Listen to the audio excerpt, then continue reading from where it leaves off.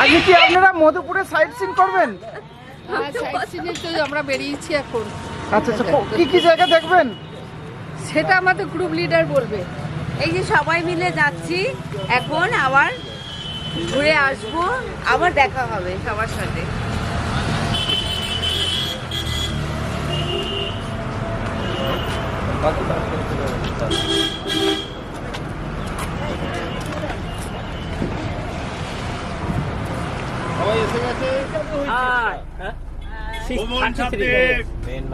ভ্রমণ বন্ধু।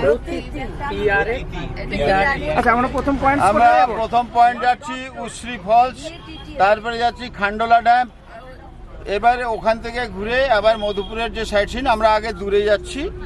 ভ্রমণ বন্ধু গ্রুপের সাইট সিন শুরু হলো মধুপুর শিমুলতলা থেকে।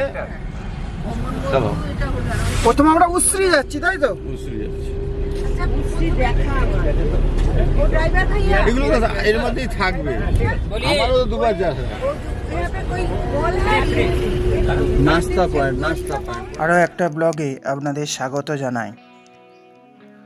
আজ আমি আপনাদের নিয়ে যাব প্রকৃতির কোলে এক অদ্ভুত সুন্দর সফরে, যেখানে আছে পাহাড়ের শীতল ঝর্ণা, বিশাল ড্যামের নীল জলরাশি আর ইতিহাসের ছোঁয়া।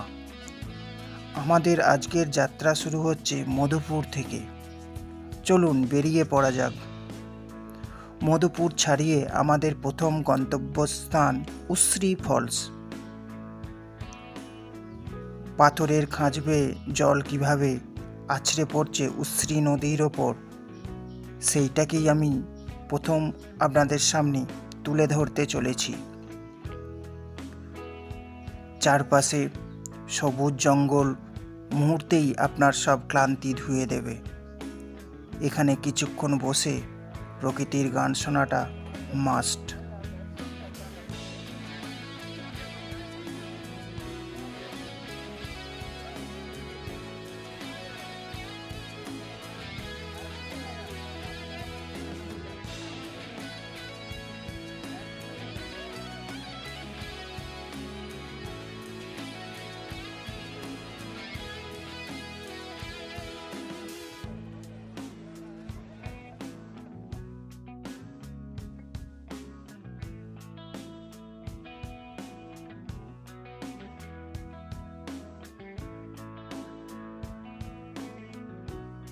উশ্রী ফলসের বিশেষত্ব হলো এর গঠন। অন্যান্য ঝর্ণার মতো এটি কেবল উপর থেকে নিচে পড়ে না, বরং বিশাল খণ্ড পাথরের মাঝখান দিয়ে তিনটে আলাদা ধারায় ভাগ হয়ে নিচে আছড়ে পড়ছে। প্রায় 40 ফুট উপর থেকে যখন জলটা নিচে পড়ে, তখন একটা সাদা ধোঁয়ার মতো আস্তরণ তৈরি হয়, যা দেখতে সত্যিই অসাধারণ। এই ঝর্ণার চারপাশটা ঘন জঙ্গলে ঘেরা, আর এখান থেকে দূরে তাকালে দেখা যায় দিগন্ত বিস্তৃত পাহাড়ের সারি, যার মধ্যে পরেশনাথ পাহাড় অন্যতম। এখানকার ঠান্ডা হাওয়া আর পাথরের ওপর বসে ঝর্ণার দিকে তাকিয়ে থাকলে মনে হবে সব যেন থমকে গেছে। কতদিনের প্রোগ্রাম? একদিনে। এটা কি পিকনিক নাকি? পিকনিক। স্কুল থেকে? হ্যাঁ। স্কুলে কি নাম? একজন বলো। বিশ্ববিদ্যালয় যোগাসন। ভালো লাগছে?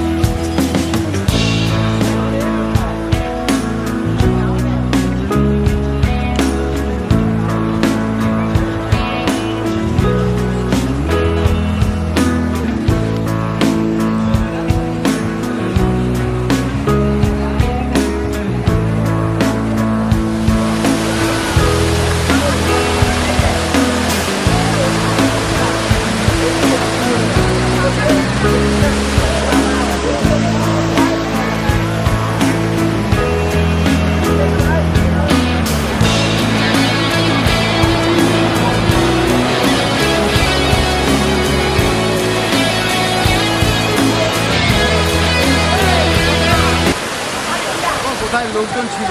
সব ভালো লাগছে তো? আগে স্যার এসছি তো ভালো লাগার জন্য, আমাদের সবার ভালো লাগছে।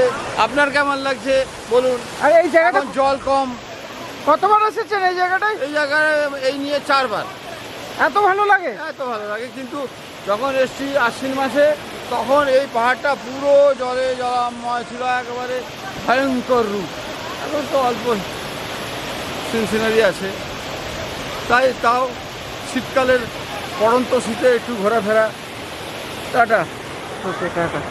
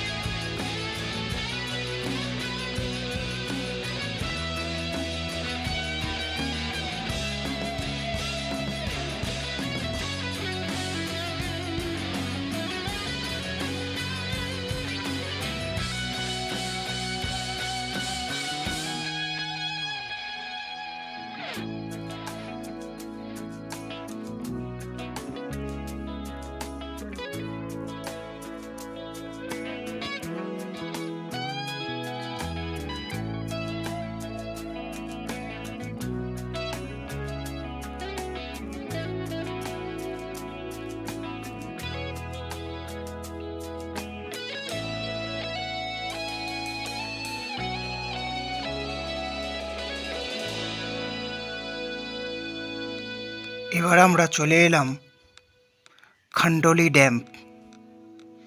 শহর থেকে মানে গিরিডি শহর থেকে 8 থেকে 10 কিলোমিটার দূরে অবস্থিত এই জায়গাটি পাহাড়, জল আর সবুজের এক অপূর্ব মিশেল।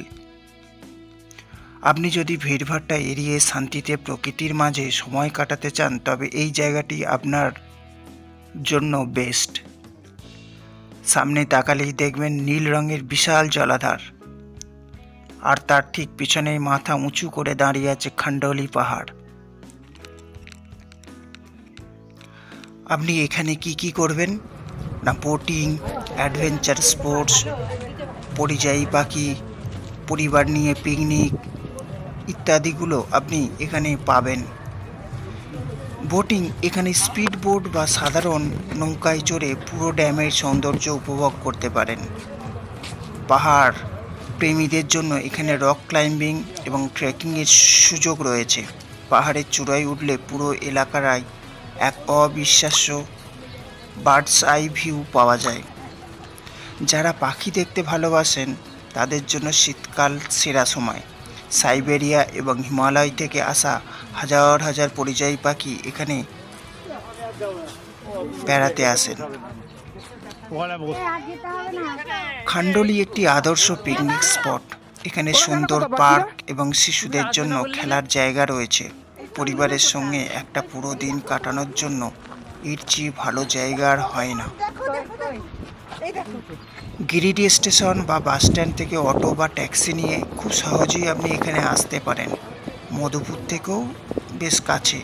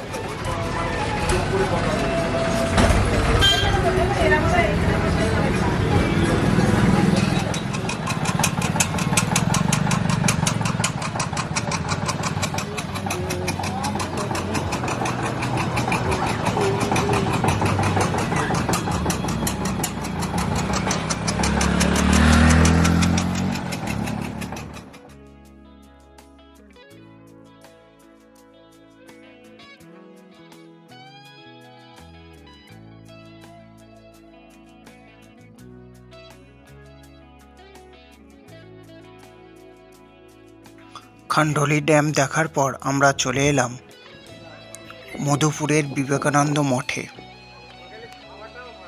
এটা এক টুকরো শান্ত আধ্যাত্মিক স্বর্গ বলা চলে। আশ্রমের ভিতরে পরিবেশ অত্যন্ত মধুর। মঠের ভেতরটা দেখুন কি সুন্দর সাজানো আর পরিষ্কার পরিচ্ছন্ন। চারিদিকে বাগান আর অনেক পুরনো গাছপালা। আশ্রমের মূল মন্দিরে যখন আরতি হয় বা ধ্যানের সময় হয় তখন এখানকার পরিবেশটা এক স্বর্গীয় রূপ ধারণ করে। বিবেকানন্দ এবং শ্রীরামকৃষ্ণের ভাবধারায় বিশ্বাসী মানুষরা তো বটেই, যে কোনো পর্যটক এখানে এসে কয়েক মুহূর্ত বসলে মানসিক শান্তি খুঁজে পাবেন। আপনারা জানেন কি স্বামী বিবেকানন্দ স্বাস্থ্যের উন্নতির জন্য এবং নির্জনে সাধনার জন্য বেশ কয়েকবার মধুপুরে এসেছিলেন? তার সেই পদধূলিধন্য এই জনপদ, সেই স্মৃতি আর আদর্শকে বহন করেই এই মঠটি পরিচালিত হচ্ছে। এখানে স্বামীজির জীবন ও দর্শন নিয়ে পড়াশোনা এবং সমাজসেবামূলক কাজও হয়।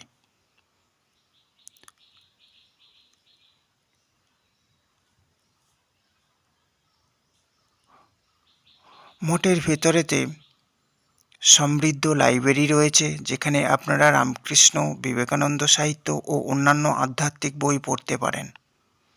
মঠটি সকাল ও বিকেলে নির্দিষ্ট সময়ে খোলা থাকে, দুপুর 12টা থেকে 4টে পর্যন্ত। সাধারণত মূল মন্দির বন্ধ থাকে। এটি একটি পবিত্র স্থান, তাই এখানে ছবি তোলার সময় অনুমতি নিয়ে নিন। পরিবেশের নিস্তব্ধতা অবশ্যই বজায় রাখুন। এই তোমার সিটটাতে আমার ব্যাগটাকে রেখে গেল।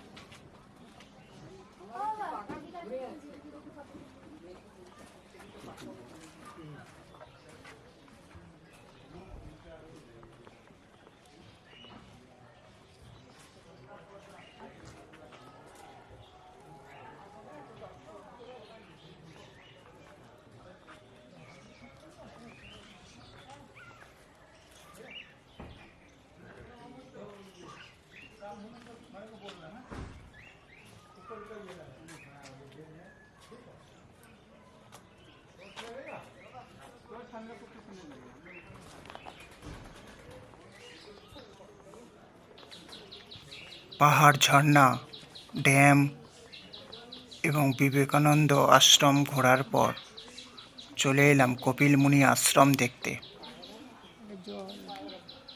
এই আশ্রমটি ঋষি কপিল মুনির স্মৃতি বিজড়িত।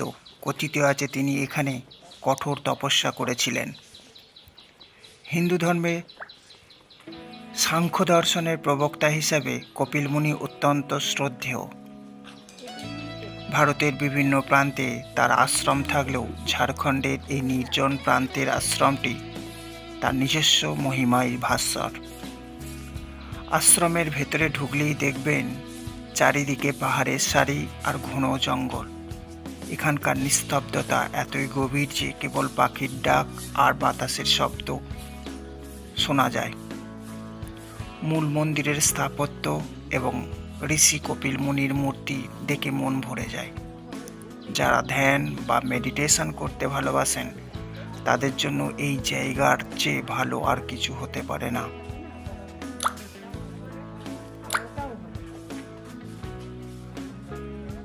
গিরিডি বা মধুপুর থেকে গাড়ি বা অটোতে করে এখানে আসা যায়। এখানে আসতে হলে বিকালের মধ্যে আসতে হবে, সন্ধ্যার পর গেট বন্ধ হয়ে যায়। আশ্রমের আশেপাশে ছোট ছোট কিছু গুহা বা পাথরের খাঁজ রয়েছে, যা প্রাচীন ঋষিদের তপস্যার কথা মনে করিয়ে দেয়। এখান থেকে সূর্যাস্তের সময় আকাশ এবং পাহাড়ের রং বদলানো দেখা যায়, এক অভাবনীয় অভিজ্ঞতা।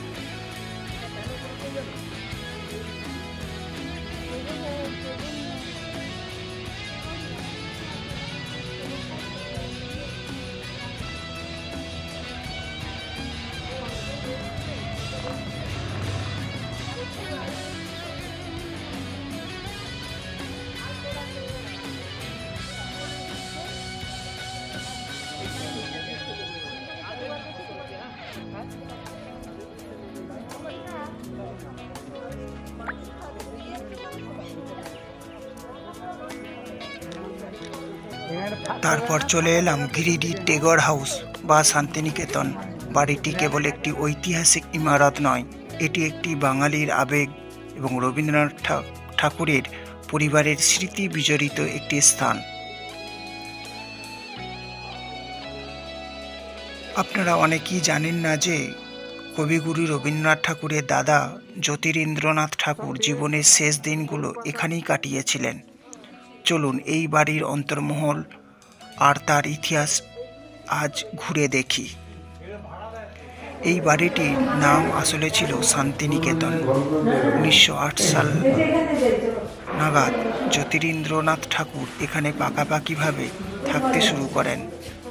রবীন্দ্রনাথ ঠাকুর নিজেও এখানে বেশ কয়েকবার এসেছেন এবং তার কিছু বিখ্যাত সাহিত্যকর্মের অনুপ্রেরণা হয়তো এই শান্ত পরিবেশ থেকেই পেয়েছিলেন। বর্তমানে এটি একটি হেরিটেজ সাইট হিসেবে সংরক্ষিত। বাড়িটির দিকে তাকালেই দেখবেন সেই ব্রিটিশ যুগের স্থাপত্যের ছাপ। বড় বড় জানালা, প্রশস্ত বারান্দা আর সামনে এক বিশাল বাগান, চারিদিকে শাল আর মহুয়া গাছের ছায়া। এই বাড়ির প্রতিটি কোণে যেন আজও ইতিহাসের গন্ধ লেগে আছে। জ্যোতিরিন্দ্রনাথ ঠাকুর এখানে বসে ছবি আঁকতেন, গান লিখতেন। সেই পুরনো দিনের আভিজাত্য আজও এখানে অনুভব করা যায়। শহরের কোলাহল থেকে দূরে এই বাড়ির বাগানটি এতই শান্ত যে আপনার মনে হবে আপনি 1900 সালের কোনো এক সময়ে ফিরে গেছেন। ইতিহাসের অনুরাগী বা ফটোগ্রাফারদের জন্য এই বাড়িটি একটি দারুণ সাবজেক্ট। কি করছো কি তোমরা বলো তো? কি করছো?